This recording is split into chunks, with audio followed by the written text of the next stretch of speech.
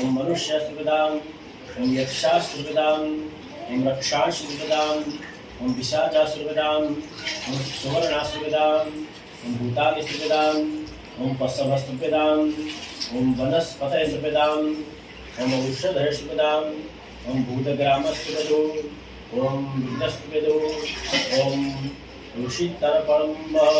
હવે છે તમારે જમણો છે ને માળાની જેમ કરી દેવાનું, જમણા હાથમાંથી કાઢી લેવાનું, ડાબા હાથમાં નથી નાખવાનું, અને એમની એમ માળાની જેમ રાખે. આખી પૂજામાં એટલું યાદ રાખજો, આ છે ને જનોઈનું મુખ્ય પૂજા છે, બરાબર.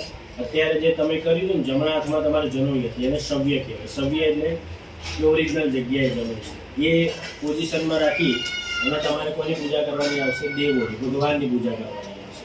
અત્યારે જે કંઠીની માફક કરી, હવે પૂજા આ કંઠીની કોની પૂજા કરવાની આવશે?